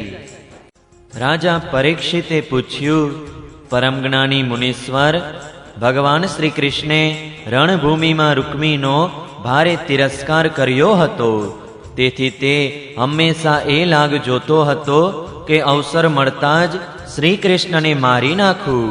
આવી સ્થિતિમાં તેણે પોતાની કન્યા રૂક્મવતી પોતાના શત્રુના પુત્ર પ્રદ્યુમ્નજીને કઈ રીતે આપી? કૃપા કરીને કહો, બે શત્રુઓમાં શ્રી કૃષ્ણ અને રૂક્મીમાં ફરીથી પરસ્પર વૈવાહિક સંબંધ કઈ રીતે થયો? આપ બધી વાત જાણો છો, કેમ કે યોગીઓ ભૂત ભવિષ્ય અને વર્તમાનની બધી વાતો સારી રીતે જાણે છે. તેઓ ઇન્દ્રિયથી ન જાણી શકાય તેવું દૂર રહેલું તથા જેની વચ્ચે બીજી વસ્તુ રહેલી હોય તેવું પણ જાણી શકે છે. શ્રી સુખદેવજી કહે છે, પરીક્ષિત, પ્રદ્યુમ્નજી મૂર્તિમાન કામદેવ હતા. તેમના સૌંદર્ય અને ગુણોથી પ્રસન્ન થઈને રૂક્મવતીએ સ્વયંવરમાં તેમને વરમાળા પહેરાવી દીધી. પ્રદ્યુમ્નજીએ યુદ્ધમાં એકલા જ ત્યાં એકઠા થયેલા રાજાઓને જીતી લીધા અને રૂક્મવતીને હરી લાવ્યા. જો કે ભગવાન શ્રી કૃષ્ણથી અપમાનિત થવાને લીધે રૂક્મીના હૃદયનો ક્રોધાગ્નિ શાંત થયો ન હતો. તે હજી પણ તેમની સાથે વેર બાંધીને બેઠો હતો. તેમ છતાં પોતાની બહેન રૂક્મિણીને પ્રસન્ન કરવા માટે તેણે તેના ભાણેજ પ્રદ્યુમ્નને પોતાની પુત્રી પરણાવી દીધી. પરીક્ષિત, 10 પુત્રો ઉપરાંત રૂક્મિણીજીને એક સુંદર અંગોવાળી વિશાળ નેત્રોવાળી કન્યા હતી. તેનું નામ હતું ચારુમતી. કૃતવર્માના પુત્ર બલિએ તેની સાથે લગ્ન કર્યા. પરીક્ષિત, રૂક્મીનું ભગવાન શ્રી કૃષ્ણ સાથે જૂનું વેર હતું. છતાં પણ પોતાની બહેન રૂક્મિણીને પ્રસન્ન કરવા માટે તેણે પોતાની પૌત્રી રોચનાના વિવાહ રૂક્મિણીના પૌત્ર પોતાના દોહિત્ર અનિરુદ્ધ સાથે કર્યા. જો કે રૂક્મીને એ વાતની જાણ હતી કે આ પ્રકારનો વિવાહ સંબંધ ધર્મને અનુકૂળ નથી. છતાં પણ સ્નેહવશ તેણે આમ કર્યું. પરીક્ષિત, અનિરુદ્ધના લગ્નોત્સવમાં ભાગ લેવા માટે ભગવાન શ્રી કૃષ્ણ, બલરામજી, રૂક્મિણીજી, પ્રદ્યુમ્ન, શાંબ વગેરે દ્વારકાવાસી ભોજકનગર પધાર્યા. જ્યારે વિવાહોત્સવ નિર્વિઘ્ને સમાપ્ત થઈ ગયો ત્યારે કલિંક નરેશ વગેરે અભિમાની રાજાઓએ રૂક્મીને કહ્યું કે તમે બલરામજીને પાશાની રમતમાં જીતી લો. રાજન, બલરામજી પાસા નાખવાનું તો જાણતા નથી, પરંતુ તેમને તે રમતનું વ્યસન છે. તે લોકોના બહેકાવવાથી રૂક્મીએ બલરામજીને બોલાવ્યા અને સ્વયં તેમની સાથે ચોસર રમવા બેઠો. બલરામજીએ પહેલા 100, પછી 1000 અને ત્યાર પછી 10,000 મોહરોનો દાવ લગાવ્યો. તે દાવ રૂક્મી જીતી ગયો. રૂક્મીની જીત થવાથી કલિંક નરેશ દાંત દેખાડીને ખૂબ મોટેથી બલદેવજીની હાંસી ઉડાડવા લાગ્યો. બલરામજી તે હાંસીને સહી ન શક્યા અને થોડા ક્રોધિત થયા. ત્યાર પછી રૂક્મીએ 1,00,000 મોહરનો દાવ લગાડ્યો. તે બલરામજી જીતી ગયા. પરંતુ રૂક્મી કપટનો આશ્રય કરીને કહેવા લાગ્યો કે આ દાવ હું જીત્યો છું. આથી બલરામજી ક્રોધથી ખડભડી ઉઠ્યા. તેમના હૃદયમાં પૂર્ણિમાના દિવસે સમુદ્રમાં ભરતી આવે તેમ ક્રોધની ભરતી આવી. તેમના નેત્રો સ્વાભાવિક રીતે જ લાલ લાલ હતા અને વળી ક્રોધથી વધારે લાલચોળ થઈ ગયા. હવે તેમણે 10 કરોડ મહોરનો દાવ મૂક્યો. આ વખતે પણ દ્યુત નિયમ પ્રમાણે બલરામજી દાવ જીતી ગયા. પરંતુ રૂક્મીએ કપટ કરીને કહ્યું, હું જીત્યો છું. આ વિષયના નિષ્ણાંત કલિંગ નરેશ વગેરે સભાસદો આનો નિર્ણય કરે. તે સમયે આકાશવાણીએ કહ્યું, ધર્મ પ્રમાણે આ દાવ બલદેવજી જીત્યા છે. રૂક્મીની વાત તદ્દન જૂઠી છે. એક તો રૂક્મીના માથા પર મૃત્યુ નાચતું હતું અને બીજું તેમના મિત્ર દુષ્ટ રાજાઓએ તેને ચડાવી રાખ્યો હતો. તેથી તેણે આકાશવાણી ઉપર કોઈ ધ્યાન ન આપ્યું અને બલરામજીની ઠેકડી કરતો તેમને કહેવા લાગ્યો, બલરામજી, છેવટે તમે લોકો વન વન ભટકનારા ગોવાળ જ છો ને? તમે પાસા રમવાનું શું જાણો? પાસા અને બાણોથી તો માત્ર રાજાઓ જ રમી શકે છે, તમારા જેવા નહીં. રૂક્મીના આ રીતે આક્ષેપ અને બીજા રાજાઓ દ્વારા ઉપહાસ કરવાથી બલરામજી ક્રોધથી લાલચોળ થઈ ગયા. તેમણે એક મુદગર ઉઠાવ્યો અને તે માંગલિક સભામાં જ રૂક્મીને મારી નાખ્યો. પહેલા કલિંગ નરેશ દાંત દેખાડીને હસતો હતો. હવે રંગમાં ભંગ જોઈને તે ત્યાંથી ભાગ્યો. પરંતુ બલરામજીએ 10 ડગલામાં જ તેને પકડી લીધો અને ક્રોધપૂર્વક તેના દાંત તોડી નાખ્યા. બલરામજીએ પોતાના મુદગરના પ્રહારથી બીજા રાજાઓના પણ હાથ, પગ, સાથળો, માથા વગેરે તોડી ફોડી નાખ્યા. તે બધા રાજા લોહીથી ખરડાયેલા ભયભીત થઈને ત્યાંથી ભાગી છૂટ્યા. પરીક્ષિત, ભગવાન શ્રી કૃષ્ણે એવું વિચારીને કે બલરામજીનું સમર્થન કરવાથી રૂક્મિણીજી નારાજ થશે અને રૂક્મીના વધને અયોગ્ય કહેવાથી બલરામજી નારાજ થશે, તેથી પોતાના સાળા રૂક્મીના મૃત્યુ બદલ તેમણે સારું ખોટું કંઈ પણ ન કહ્યું. ત્યાર પછી અનિરુદ્ધનું લગ્ન અને શત્રુનો વધ બંને પ્રયોજન સિદ્ધ થઈ જતા ભગવાનના આશ્રિત બલરામજી વગેરે યાદવો નવવિવાહિત કન્યા રોચનાની સાથે અનિરુદ્ધને શ્રેષ્ઠ રથમાં બેસાડી ભોજકટકથી દ્વારકાપુરી આવ્યા. 10મા સ્કંધના ઉત્તરાર્ધ અંતર્ગત અનિરુદ્ધ વિવાહમાંનો રૂક્મીવધ નામનો 61મો અધ્યાય સમાપ્ત. જય શ્રી કૃષ્ણ. ઓમ નમો ભગવતે વાસુદેવાય. 62મો અધ્યાય ઉષા અને અનિરુદ્ધનું મિલન. રાજા પરીક્ષિતે પૂછ્યું, મહાયોગ સંપન્ન મુનીશ્વર, મેં સાંભળ્યું છે કે યાદવ શ્રેષ્ઠ અનિરુદ્ધજીએ બાણાસુરની પુત્રી ઉષા સાથે લગ્ન કર્યા હતા અને આ પ્રસંગમાં ભગવાન શ્રી કૃષ્ણ અને શંકરજીનું ભારે યુદ્ધ થયું હતું. તમે કૃપા કરીને આ કથા વિસ્તારથી કહો. શ્રી સુખદેવજી કહે છે, પરીક્ષિત, મહાત્મા બલિની કથા તો તમે સાંભળી લીધી છે. તેમણે વામન રૂપધારી ભગવાનને સંપૂર્ણ પૃથ્વી દાનમાં આપી દીધી હતી. તેમને 100 પુત્રો હતા. તેમાં સૌથી મોટો બાણાસુર હતો. દૈત્યરાજ બલિનો પુત્ર બાણાસુર મહાન શિવ ભક્ત હતો. જન સમાજમાં માન્ય, દાતા, બુદ્ધિમાન, સત્ય પ્રતિજ્ઞ અને દ્રઢવતી હતો. તે સમયે તે પરમ રમણીય શોણિતપુરમાં રાજ્ય કરતો હતો. ભગવાન શંકરની કૃપાથી ઇન્દ્ર વગેરે દેવતાઓ સેવકોની જેમ તેની સેવા કરતા હતા. તેને 1000 હાથ હતા. એક દિવસ જ્યારે ભગવાન શંકર તાંડવ નૃત્ય કરી રહ્યા હતા ત્યારે તેણે પોતાના 1000 હાથથી અનેક પ્રકારના વાજિંત્રો વગાડીને તેમને પ્રસન્ન કર્યા. ખરેખર ભગવાન શંકર અત્યંત ભક્ત વત્સલ અને શરણાગત રક્ષક છે. સમસ્ત ભૂતોના એકમાત્ર સ્વામી પ્રભુએ બાણાસુરને કહ્યું, તમારી જે ઈચ્છા હોય તે મારી પાસે માગી લો. બાણાસુરે કહ્યું, ભગવાન, આપ મારા નગરની રક્ષા કરતા રહીને અહીં જ નિવાસ કરો.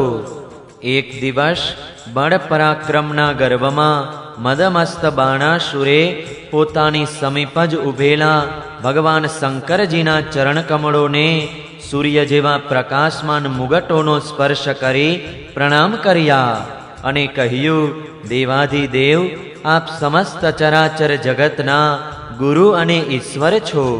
હું આપને નમસ્કાર કરું છું. જે લોકોની અભિલાષાઓ પૂરી થઈ નથી તે પૂરી કરવા માટે આપ કલ્પ વૃક્ષ છો. ભગવાન, આપે મને 1000 ભુજાઓ આપી છે, પરંતુ તે મારા માટે માત્ર બોજરૂપ જ છે. કેમ કે ત્રણેય લોકમાં આપના સિવાય મને મારી બરાબરીનો કોઈ વીર યોદ્ધો મળતો નથી જે મારી સાથે લડી શકે. આદિદેવ, એકવાર મારી ભુજાઓમાં લડવા માટે એટલી ચડ ઉપડી કે હું દિગ્ગજો પાસે ગયો, પરંતુ તે પણ ડરીને ભાગી ગયા. તે સમયે રસ્તામાં મારી ભુજાઓના પ્રહારોથી મેં કેટલાય પર્વતો તોડી નાખ્યા હતા. બાણાસુરની આ પ્રાર્થના સાંભળીને ભગવાન શંકરે સહેજ ક્રોધમાં આવીને કહ્યું, અરે મૂર્ખ, જ્યારે તારી ધજા તૂટીને પડી જશે તે વખતે મારા જેવા યોદ્ધાઓ સાથે તારું યુદ્ધ થશે અને તે યુદ્ધ તારા અભિમાનનો નાશ કરશે. પરીક્ષિત, બાણાસુરની બુદ્ધિ એટલી દુષ્ટ થઈ ગઈ હતી કે ભગવાન શંકરની વાત સાંભળીને તેને આનંદ થયો અને તે પોતાને ઘેર આવ્યો. હવે તે મૂર્ખ ભગવાન શંકરજીના જણાવ્યા પ્રમાણેના યુદ્ધની પ્રતીક્ષા કરવા લાગ્યો, જે યુદ્ધ તેના બળ પરાક્રમનો નાશ કરનારું હતું. પરીક્ષિત, બાણાસુરની એક કન્યા હતી. તેનું નામ ઉષા હતું. હજી તે કુંવારી હતી ત્યારે સ્વપ્નમાં તેણીએ પરમ સુંદર અનિરુદ્ધજી સાથે પોતાનો સમાગમ થઈ રહ્યો છે એવું જોયું. આશ્ચર્યની વાત તો એ હતી કે તેણીએ અનિરુદ્ધજીને ન તો ક્યારેય જોયા હતા કે ન સાંભળ્યા હતા. સ્વપ્નમાં જ તેમને ન જોઈને તે બોલી ઉઠી, પ્રાણ પ્યારા, તમે ક્યાં છો? અને તેની નિદ્રા ખુલી ગઈ. તેણે અત્યંત વિહવળતા સાથે ઉઠીને જોયું કે હું તો કેટલીય સખીઓની મધ્યમાં છું. ત્યારે તે શરમાઈ ગઈ. પરીક્ષિત, બાણાસુરના મંત્રીનું નામ હતું કુંભાંડ. તેની એક કન્યા હતી જેનું નામ ચિત્રલેખા હતું. ઉષા અને ચિત્રલેખા સખીઓ હતી. ચિત્રલેખાએ ઉષાને આશ્ચર્ય પામતા પૂછ્યું, સુંદરી, હું જાણું છું કે હજી સુધી તારું પાણી ગ્રહણ કોઈ સાથે થયું નથી, છતાં તું કોને શોધી રહી છે અને તારી અભિલાષા શું છે? ઉષાએ કહ્યું, સખી, મેં સ્વપ્નમાં એક અતિ સુંદર નવયુવકને જોયો છે.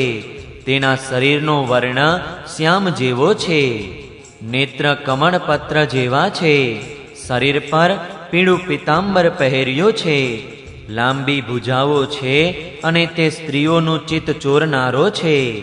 તેણે પહેલાં તો તેનું મધુર અધરામૃત મને પીવડાવ્યું, પરંતુ હું તેને ધરાઈને પી શકી જ ન હતી. ત્યાં તો તે મને દુઃખના દરિયામાં નાખીને જ જાણે ક્યાંક ચાલ્યો ગયો. હું તલસતી જ રહી ગઈ.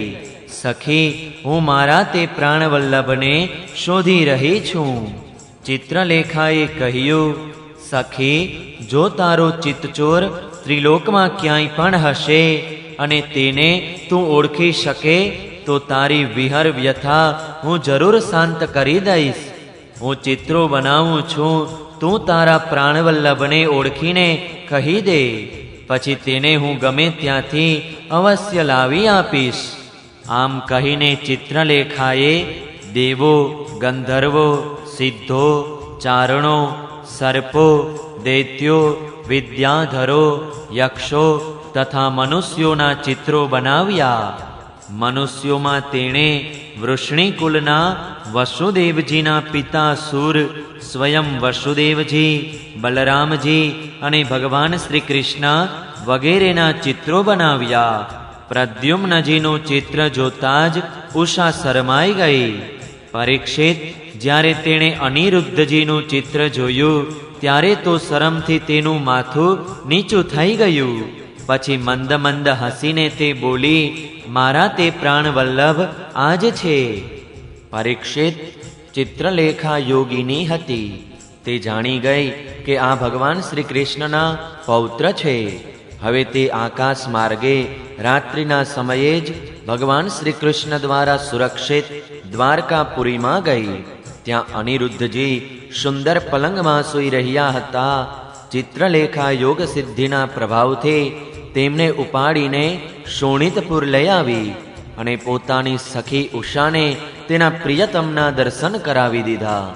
પોતાના પરમ સુંદર પ્રાણવલ્લભને પ્રાપ્ત કરીને આનંદના અતિરેકથી તેનું મુખકમળ પ્રફુલ્લિત થઈ ગયું અને તે અનિરુદ્ધજીની સાથે પોતાના મહેલમાં વિહાર કરવા લાગી. પરીક્ષિત, ઉષાનું અંતઃપુર એવું સુરક્ષિત હતું કે તેના તરફ કોઈ પુરુષ જોઈ પણ શકે એમ ન હતો. ઉષાનો પ્રેમ ઉત્તરોત્તર વધી રહ્યો હતો. તે કિંમતી વસ્ત્રો, પુષ્પોના હાર, અત્તર, ધૂપ, દીપ, આસન વગેરે સામગ્રીઓથી સુમધુર પેય પદાર્થો એટલે કે દૂધ, શરબત વગેરે પદાર્થો, ભોજ્ય પદાર્થો એટલે કે ચાવીને ખાવાવાળા પદાર્થો અને ભક્ષ્ય પદાર્થો એટલે કે ગળી જવા યોગ્ય પદાર્થો. ત્યાં મનોહર વાણી અને સેવા શુશ્રુતાથી અનિરુદ્ધજીનું બહુ સન્માન કરતી ઉષાએ પોતાના પ્રેમ વડે અનિરુદ્ધજીના મનને પોતાને વશ કરી લીધું. અનિરુદ્ધજીએ ઉષાના અંતઃપુરમાં છુપાયેલા રહીને પોતાની જાતને પણ વિસારી દીધી. તેમને એ વાતની પણ ખબર ન પડી કે મને અહીં આવીએ કેટલા દિવસ વીતી ગયા. પરીક્ષિત, યદુકુમાર અનિરુદ્ધના સહવાસથી ઉષાનું કૌમાર્ય નષ્ટ થઈ ગયું હતું. તેના શરીર પર એવા ચિહ્નો દેખાવા લાગ્યા જે સ્પષ્ટ કહી રહ્યા હતા અને જે કોઈ રીતે છુપાવી શકાય તેમ ન હતા. ઉષાની પ્રસન્નતા પણ બહુ વધી ગઈ. તેના દ્વારપાલોએ જાણી લીધું કે ઉષાનો કોઈને કોઈ પુરુષ સાથે સંબંધ અવશ્ય થઈ ગયો છે. તેમણે જઈને બાણાસુરને કહ્યું, રાજન, અમે લોકો તમારી અવિવાહિત રાજકુમારીના જેવા રંગઢંગ જોઈએ છીએ તે તમારા કુળમાં કલંક લગાડનારા છે. પ્રભુ, એમાં કોઈ શંકા નથી કે અમે લોકો નિરંતર રાત દિવસ તે મહેલની ચોકી કરીએ છીએ. આપની કન્યાને બહારથી મનુષ્યો જોઈ પણ શકતા નથી. તેમ છતાં તે કલંકિત કઈ રીતે થઈ ગયું એનું કારણ અમને સમજાતું નથી. પરીક્ષિત, ચોકીદારો પાસેથી એવા સમાચાર જાણીને કે કન્યાનું ચરિત્ર દૂષિત થઈ ગયું છે ત્યારે બાણાસુરના અંતરમાં ભારે પીડા થઈ. તે તુરંત ઉષાના મહેલમાં પહોંચી ગયો અને જોયું કે અનિરુદ્ધજી ત્યાં બેઠેલા છે. પ્રિય પરીક્ષિત, અનિરુદ્ધજી સ્વયં કામાવતાર પ્રદ્યુમ્નજીના પુત્ર છે. ત્રિભુવનમાં તેમના જેવું સુંદર કોઈ નથી. શ્યામ સુંદર શરીર અને તેના પર લહેરાતું પિતાંબર, કમળની પાંખડીઓ જેવા વિશાળ અને કોમળ નેત્રો, લાંબી લાંબી ભુજાઓ, કપોલ પર વાંકડિયા કેસની લટો અને ઉજ્જવળ કુંડળો, હોઠ પર મંદ હાસ્ય અને પ્રેમભરી દ્રષ્ટિથી તેમની શોભા અવર્ણનીય હતી. અનિરુદ્ધજી તે વખતે બધી રીતે સજી ધજીને બેઠેલી પ્રિયતમા ઉષાની સાથે રમત રમી રહ્યા હતા. અનિરુદ્ધજીના ગળામાં મલ્લિકાના સુંદર પુષ્પોનો હાર શોભી રહ્યો હતો અને તે હારમાં ઉષાનો અંગ સંપર્ક થવાથી તેના વક્ષા સ્થળનું કેસર લાગેલું હતું. તેને ઉષાની સામે બેઠેલો જોઈને બાણાસુરને આશ્ચર્ય થયું.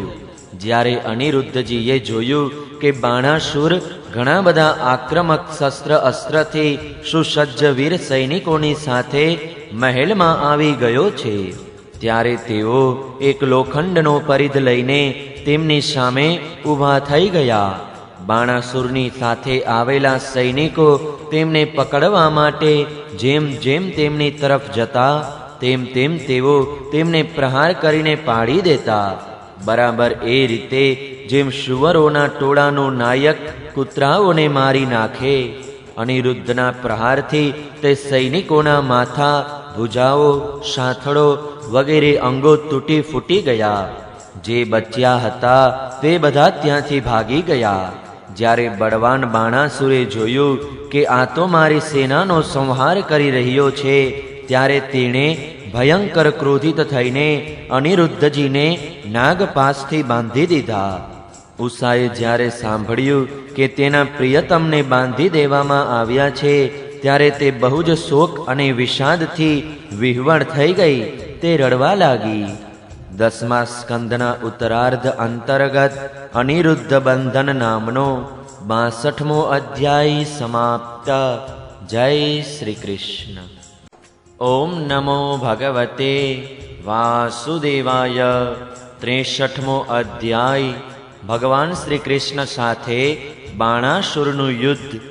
શ્રી સુખદેવજી કહે છે, પરીક્ષિત, વર્ષા ઋતુના 4 મહિના વીતી ગયા, પરંતુ અનિરુદ્ધજીનો ક્યાંય પત્તો લાગ્યો નહીં. તેમના ઘરના લોકો આ ઘટનાથી બહુ ચિંતામાં રહેતા હતા.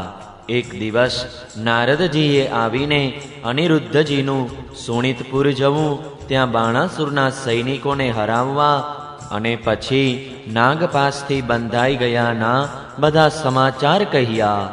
ત્યારે શ્રી કૃષ્ણે જ પોતાના આરાધ્ય દેવ માનવાવાળા યાદવોએ સોણિતપુર પર આક્રમણ કરી દીધું. હવે શ્રી કૃષ્ણ અને બલરામજીની સાથે તેમના અનુયાયી બધા યાદવો પ્રદ્યુમ્ન, સાત્યકી, ગદ, શાંબ, શારણ, નંદ, ઉપનંદ અને ભદ્ર વગેરેએ 12 અક્ષૌહિણી સેનાની સાથે વ્યૂહ બનાવીને ચારે બાજુથી બાણાસુરની રાજધાનીને ઘેરી લીધી.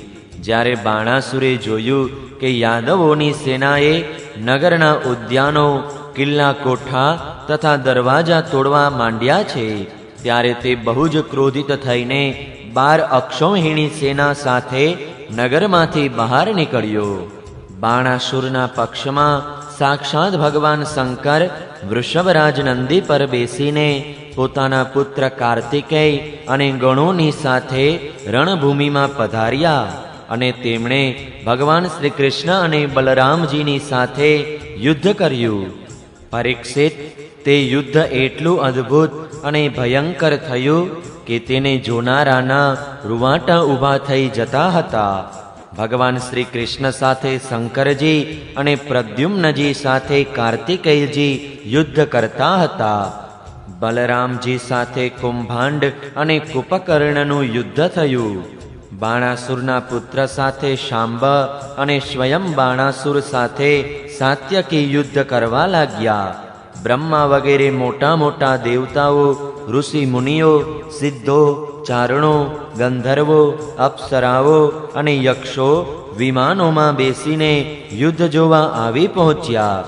ભગવાન શ્રી કૃષ્ણે પોતાના સારંગ ધનુષ્યના તીક્ષ્ણ બાણોથી શંકરજીના અનુચરો, ભૂત, પ્રેતો, પ્રમથો, ગુહ્યકો, ડાકિનીઓ, યાતુધાનો, વેતાલો, વિનાયકો, પ્રેતગણો, માતૃગણો, પિશાચો, કુષ્માંડો અને બ્રહ્મ રાક્ષસોને મારી મારીને ભગાડી મૂક્યા. પિનાક પાણી શંકરજીએ ભગવાન શ્રી કૃષ્ણ પર જાત જાતના અગણિત અસ્ત્ર શસ્ત્રોનો પ્રયોગ કર્યો, પરંતુ ભગવાન શ્રી કૃષ્ણે કોઈ પણ પ્રકારના આશ્ચર્ય વિના તે બધા અસ્ત્ર શસ્ત્રોને તેમના વિરોધી શસ્ત્રાસ્ત્રોથી નિષ્ફળ બનાવી દીધા. ભગવાન શ્રી કૃષ્ણે બ્રહ્માસ્ત્રને શાંત કરવા બ્રહ્માસ્ત્રનો, વાયવ્યાસ્ત્રને શાંત કરવા પાર્વતાસ્ત્રનો, આગ્નેયાસ્ત્રની સામે પર્જન્યાસ્ત્ર અને પાશુપતાસ્ત્રની સામે નારાયણાસ્ત્રનો પ્રયોગ કર્યો. ત્યાર પછી ભગવાન શ્રી કૃષ્ણે જૃંભણાસ્ત્રથી, એટલે કે જેનાથી મનુષ્યને બગાસા ઉપર બગાસા આવવા લાગે છે, મહાદેવજીને મોહિત કરી દીધા. તેઓ યુદ્ધ છોડીને બગાસા ખાવા લાગ્યા. ત્યારે ભગવાન શ્રી કૃષ્ણ શંકરથી ફાગર થઈને તલવાર, ગદા અને બાણોથી બાણાસુરના સૈન્યનો સંહાર કરવા લાગ્યા. આ બાજુ પ્રદ્યુમ્નજીએ બાણોની વર્ષાથી કાર્તિક સ્વામીને ઘાયલ કરી દીધા. તેમના અંગના અનેક ભાગોમાંથી લોહીની ધારાઓ નીકળવા લાગી. તેઓ રણભૂમિ છોડીને પોતાના વાહન મોર પર બેસીને ભાગી ગયા. બલરામજીએ પોતાના મુસળના પ્રહારથી કુંભાંડ અને કૂપકર્ણને ઘાયલ કરી દીધા. ત્યારે તેઓ રણભૂમિમાં પડી ગયા. આ પ્રમાણે પોતાના સેનાપતિઓને ઘાયલ થયેલા જોઈને બાણાસુરની બધી સેના આમ તેમ વિખેરાઈ ગઈ.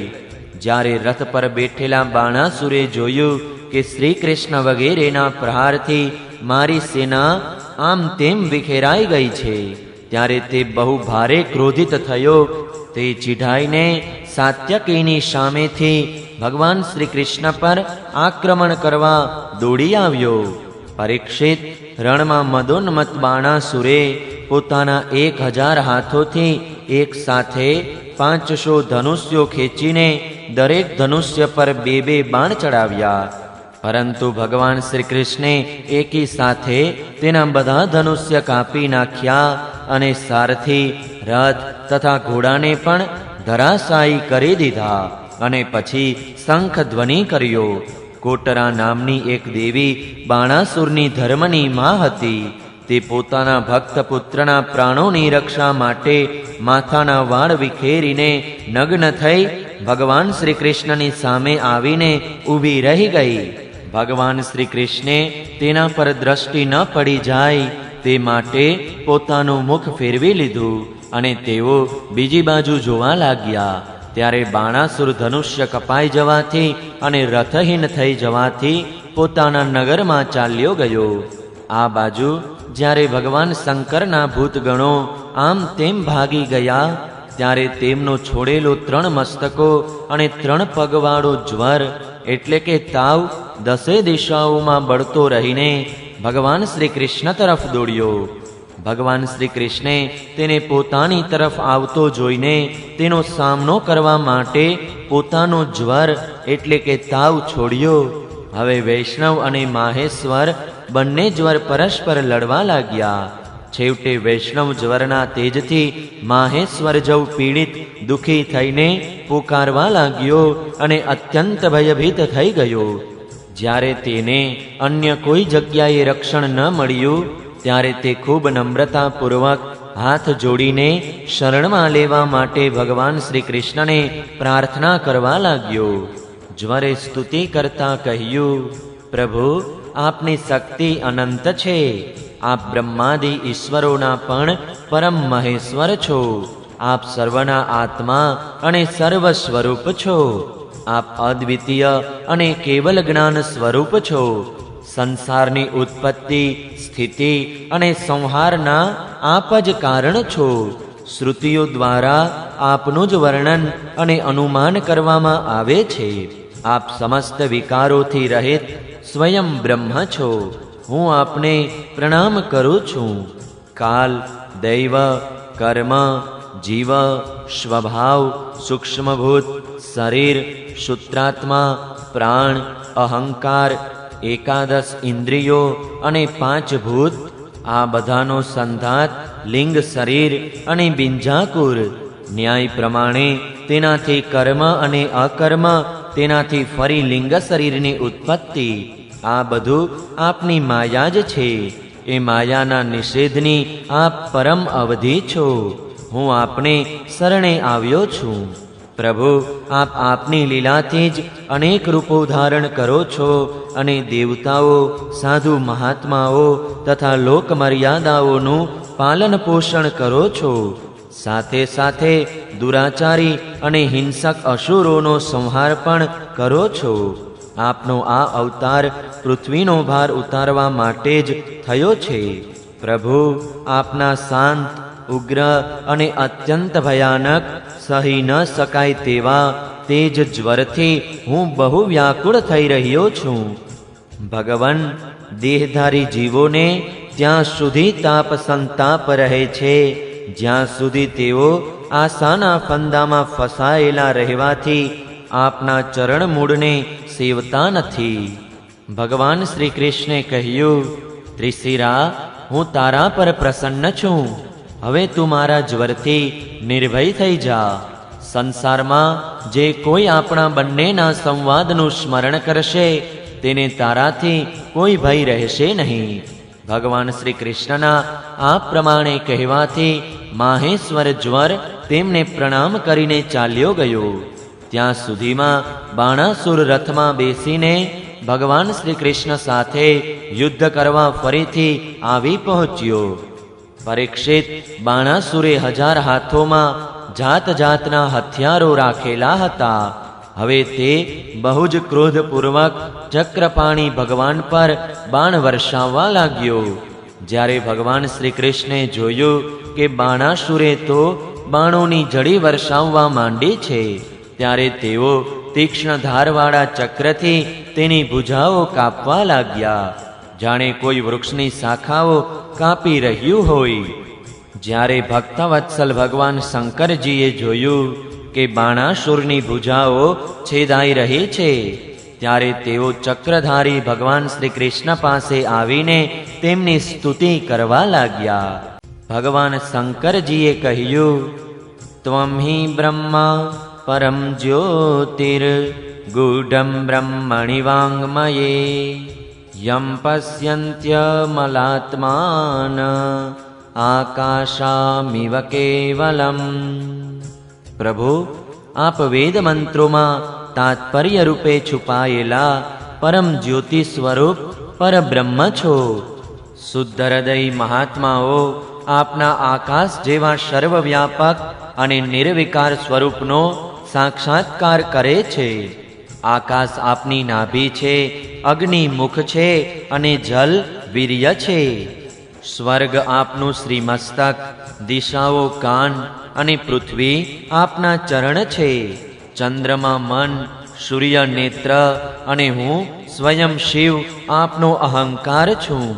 સમુદ્ર આપનું ઉદર અને ઇન્દ્ર ભુજા છે. ધાન્યાદિ ઔષધિઓ આપના રૂવાડા છે. મેઘ કેસ છે અને બ્રહ્મા આપની બુદ્ધિ છે. પ્રજાપતિ લિંગ છે અને ધર્મ આપનું હૃદય છે. આ પ્રમાણે સમસ્ત લોક અને લોકાંતરોની સાથે જેના શરીરની તુલના કરવામાં આવે છે તે પરમ પુરુષ આપ જ છો. અખંડ જ્યોતિ સ્વરૂપ પરમાત્મન, આપનો આ અવતાર ધર્મની રક્ષા અને સંસારના અભ્યુદય અભિવૃદ્ધિ માટે થયો છે. અમે બધા પણ આપના પ્રભાવથી જ પ્રભાવાન્વિત થઈને સાતે ભવનોનું પાલન કરીએ છીએ. હે પ્રભુ, આપ સજાતીય, વિજાતીય અને સ્વગત ભેદથી રહિત છો. એક અને અદ્વિતીય આદિ પુરુષ છો. માયાકૃત જાગ્રત, સ્વપ્ન અને સુષુપ્તિ આ ત્રણેય અવસ્થાઓમાં અનુગત અને તેનાથી અતીત તુરીય તત્વ પણ આપ જ છો. આપ સ્વયં પ્રકાશ છો. આપનામાં જ આપની દ્રષ્ટિ છે. કારણરૂપ અને ઈશ્વરરૂપ પણ આપ જ છો. પરંતુ આપ ત્રણેય ગુણોથી વિભિન્ન વિષમતાઓને પ્રકાશિત કરવા માટે આપની માયાથી દેવતાઓ, પશુ પક્ષી, મનુષ્ય વગેરે શરીરો પ્રમાણે જુદા જુદા રૂપોમાં પ્રતીત થાવ છો. પ્રભુ, સૂર્ય પોતાની છાયા એવા વાદળોથી જ ઢંકાઈ જાય છે અને તે વાદળો તથા વિભિન્ન રૂપોને પ્રકાશિત કરે છે.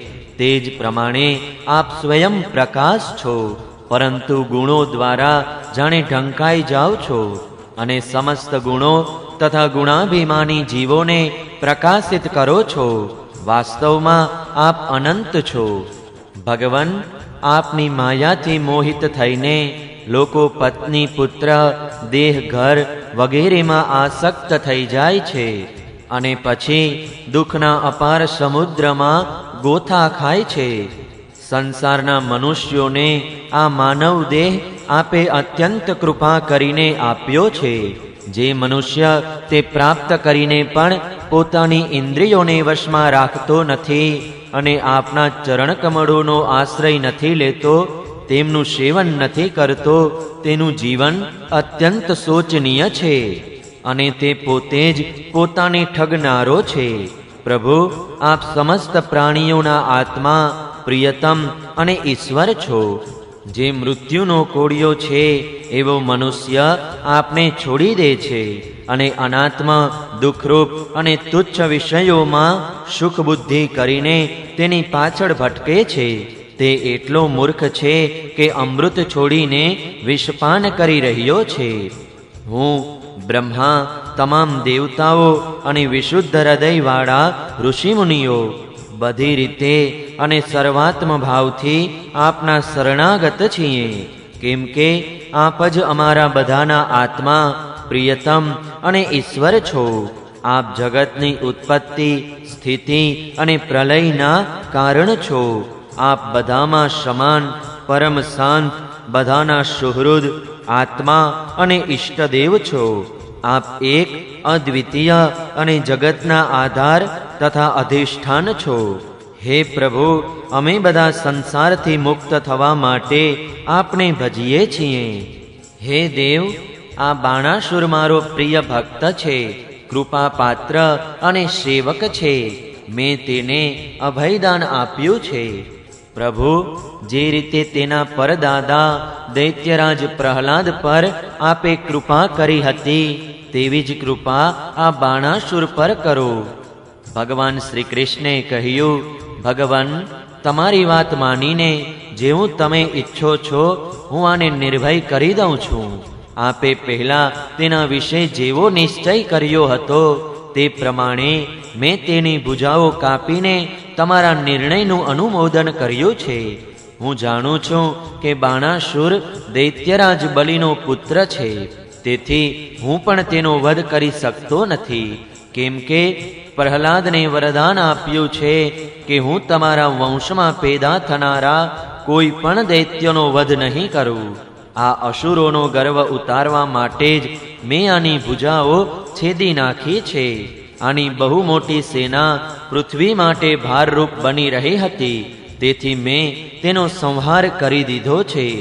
હવે આની 4 ભુજાઓ બાકી છે, તે અજર અમર રહેશે. આ બાણાસુર તમારા પાર્ષદોમાં મુખ્ય હશે. હવે આને કોઈનોય કોઈ પણ પ્રકારનો ભય નથી. શ્રી કૃષ્ણ પાસેથી આ પ્રકારનું અભયદાન પ્રાપ્ત કરીને બાણાસુરે તેમની પાસે આવીને ધરતીને સ્પર્શ કરીને માથું ટેકવી પ્રણામ કર્યા અને અનિરુદ્ધજીને પોતાની પુત્રી ઉષા સાથે રથમાં બેસાડીને ભગવાન પાસે લઈ આવ્યો. ત્યાર પછી ભગવાન શ્રી કૃષ્ણે મહાદેવજીની સંમતિથી વસ્ત્રાલંકાર વિભૂષિત ઉષા અને અનિરુદ્ધજીને એક અક્ષૌહિણી સેના સાથે આગળ કરીને દ્વારકા જવા માટે પ્રસ્થાન કર્યું. અહીં દ્વારકામાં ભગવાન શ્રી કૃષ્ણ વગેરેના શુભાગમના સમાચાર સાંભળી ધજાઓ અને તોરણોથી નગરનો ખૂણે ખૂણો શણગારવામાં આવ્યો.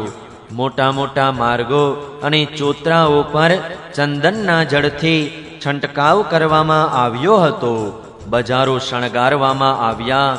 ઢોલ, નગારા અને શંખના મંગલ ધ્વનિ સાથે ભગવાને દ્વારકામાં પ્રવેશ કર્યો. નગરના નાગરિકો, બંધુવર્ગ અને બ્રાહ્મણોએ આગળ જઈને ખૂબ ધામધૂમથી ભગવાનનું સામૈયું કર્યું. પરીક્ષિત, જે પુરુષ શંકરજી સાથે ભગવાન શ્રી કૃષ્ણના યુદ્ધ અને તેમના વિજયની કથાનું પ્રાતઃકાળે ઉઠીને સ્મરણ કરશે તેનો પરાજય થશે નહીં.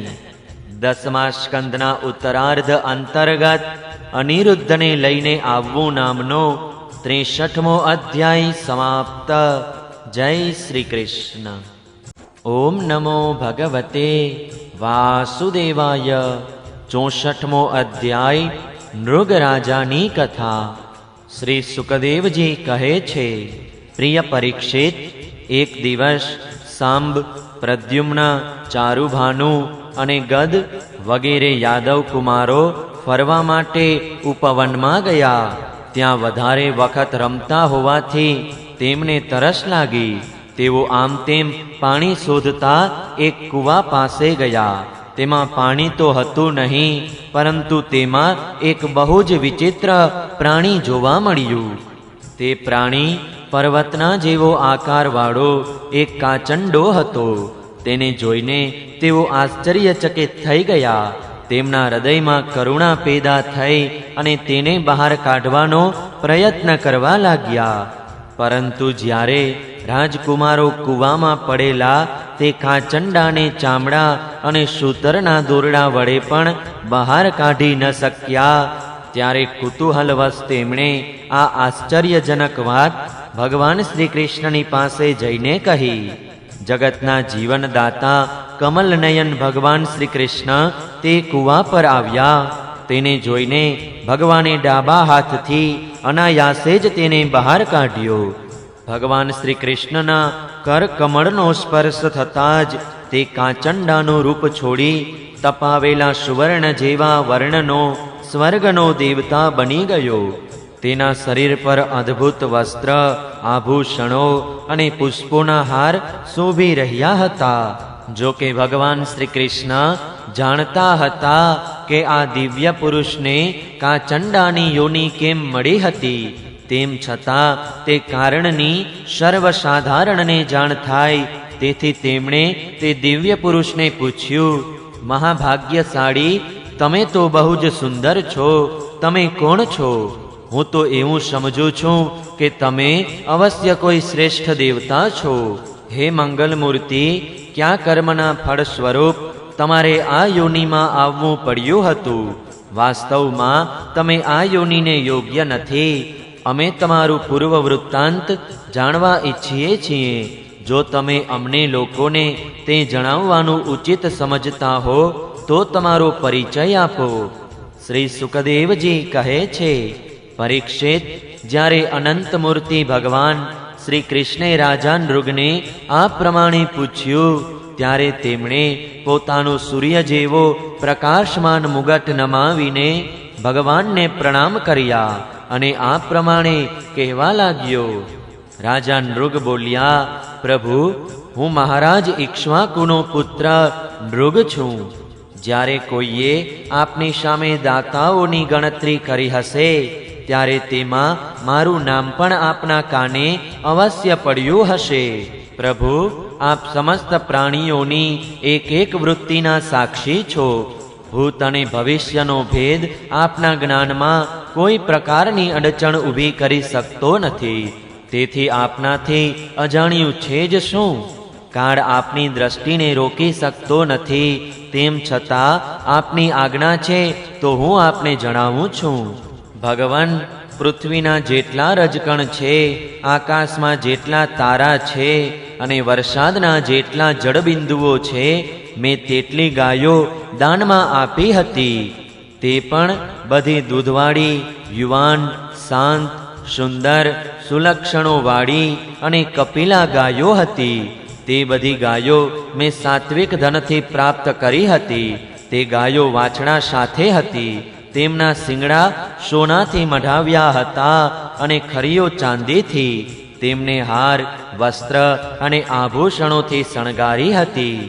ભગવાન યુવાવસ્થાવાળા બ્રાહ્મણ કુમારોને, જેઓ સદગુણી, શીલ સંપન્ન, દુઃખી કુટુંબવાળા, દંભરહિત, તપસ્વી, વેદપાઠી, શિષ્યોને વિદ્યાદાન કરવાવાળા તથા સચ્ચરિત્રવાળા હતા, તેમને વસ્ત્ર અલંકારથી અલંકૃત કરીને તેવી ગાયોનું દાન આપતો હતો।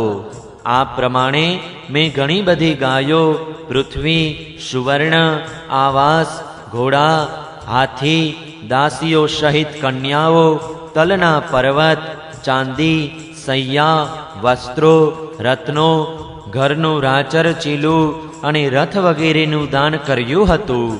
અનેક યજ્ઞો કર્યા અને ઘણા કુવા વાવ વગેરે બંધાવ્યા. એક દિવસ કોઈ અપ્રતિગ્રહી એટલે કે દાન ન લેવા વાળા તપસ્વી બ્રાહ્મણની એક ગાય છૂટી પડીને મારી ગાયોમાં આવી ગઈ. મને આ વાતની જાણ ન હતી, તેથી મેં અજાણતા તે ગાય કોઈ બીજા બ્રાહ્મણને દાનમાં આપી દીધી. જ્યારે તે ગાયને બ્રાહ્મણ લઈ જતા હતા ત્યારે તે ગાયના મૂળ માલિકે કહ્યું, આ ગાય તો મારી છે. દાન લઈ જનાર બ્રાહ્મણે કહ્યું, આ તો મારી છે, કેમ કે રાજા નૃગે મને આ દાનમાં આપી છે. તે બંને બ્રાહ્મણો પરસ્પર લડતા લડતા પોતાની વાત સાચી ઠેરવવા માટે મારી પાસે આવ્યા. એક બ્રાહ્મણે કહ્યું, આ ગાય હમણાં જ આપે મને આપી છે. અને બીજાએ કહ્યું, જો એવી વાત છે તો તમે મારી ગાય ચોરી લીધી છે. ભગવાન, તે બંને બ્રાહ્મણોની વાત સાંભળીને મારું ચિત્ત ભ્રમિત થઈ ગયું. મેં ધર્મ સંકટમાં પડીને તે બંનેને ખૂબ વિનમ્રતાથી પ્રાર્થના કરીને કહ્યું કે હું આના બદલામાં 1,00,000 શ્રેષ્ઠ ગાયો આપીશ.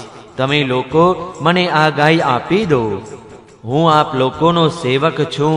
મારાથી અજાણતા આ અપરાધ થઈ ગયો છે.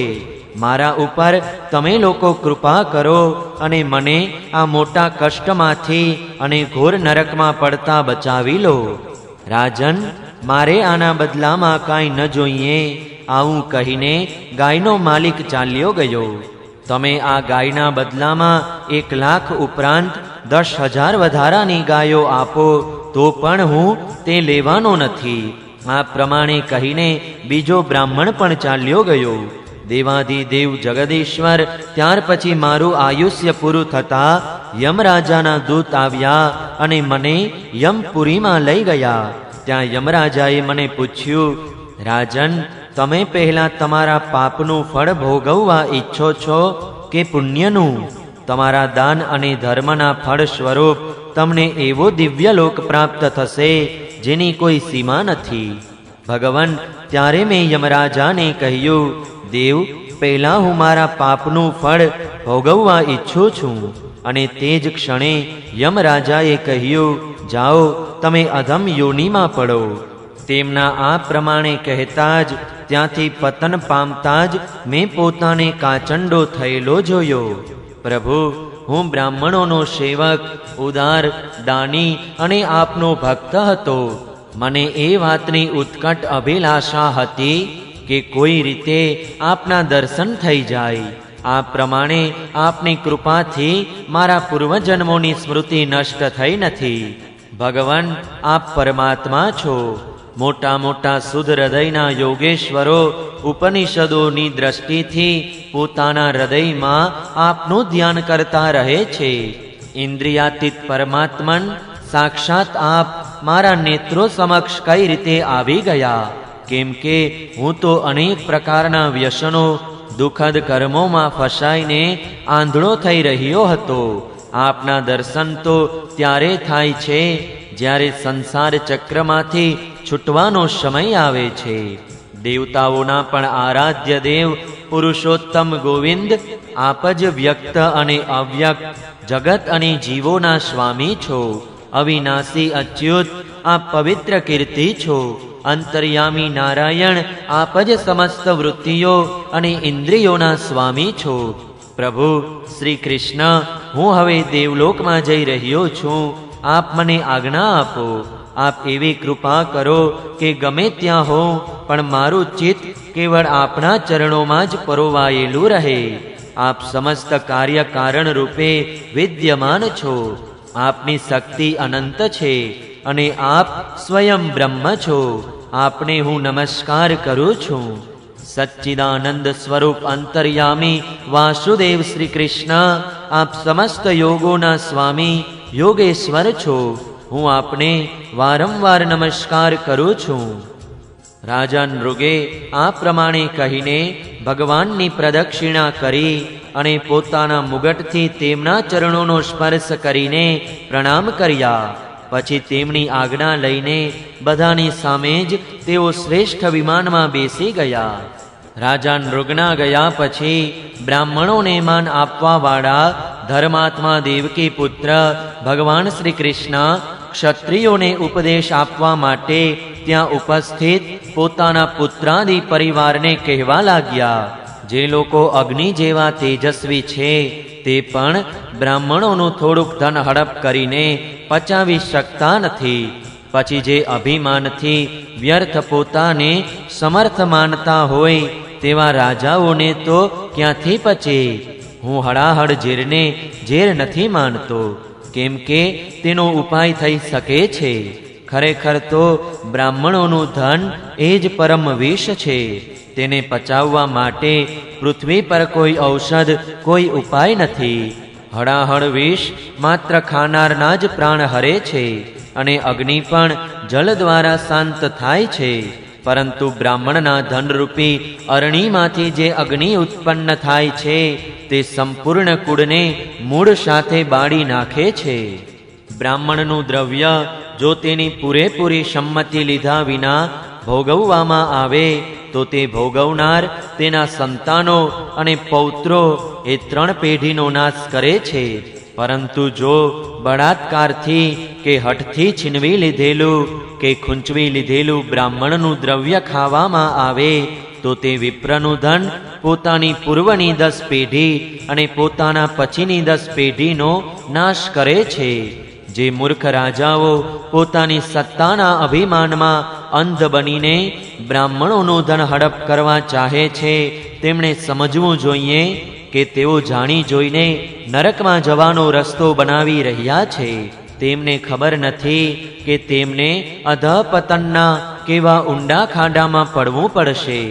જે નિર્લોભી અને વિશાળ કુટુંબી બ્રાહ્મણોની આજીવિકા છીનવી લેવામાં આવે છે, ત્યારે તેમના આંસુઓથી જેટલા ધરતીના રજકણો ભીંજાય છે તેટલા વર્ષો સુધી બ્રાહ્મણના સ્વત્વને છીનવી લેનારા તે ઉચ્ચખલુંગ રાજા અને તેના વંશજોને કુંભીપાક નરકમાં દુઃખ ભોગવવું પડે છે. જે મનુષ્ય પોતે અથવા બીજાએ આપેલી બ્રાહ્મણની આજીવિકાના સાધનને છીનવી લે છે તેઓ 60,000 વર્ષો સુધી નરક ભોગવે છે. તેથી હું એવું ઈચ્છું છું કે બ્રાહ્મણોનું દ્રવ્ય ભૂલથી પણ મારા ખજાનામાં ન આવે, કેમ કે જે લોકો બ્રાહ્મણના દ્રવ્યની ઈચ્છા પણ કરે છે તેને છીનવી લેવાની વાત તો અલગ છે, તે આ જન્મમાં અલ્પ આયુ, શત્રુઓથી પરાજિત અને રાજ્યભ્રષ્ટ થઈ જાય છે, અને મૃત્યુ પછી પણ બીજાને કષ્ટ આપનાર સર્પ બને છે. તેથી મારા આત્મીયજનો, જો બ્રાહ્મણ અપરાધ કરે તો પણ તેનો દ્વેષ ન કરો. તે મારે અપશબ્દો કહે અથવા શાપ આપે તો પણ તેને નમસ્કાર કરો. જે પ્રમાણે હું બહુ જ સાવધાનીથી 3 સમય બ્રાહ્મણોને પ્રણામ કરું છું તેમ તમે પણ કરો.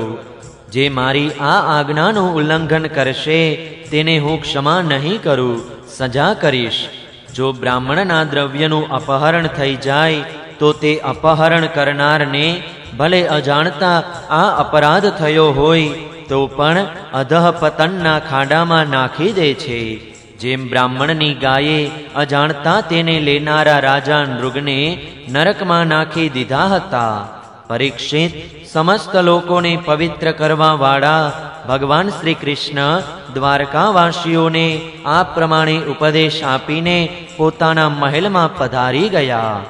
10મા સ્કંધના ઉત્તરાર્ધ અંતર્ગત નૃગ ઉપાખ્યાન નામનો 64મો અધ્યાય સમાપ્ત. જય શ્રી કૃષ્ણ.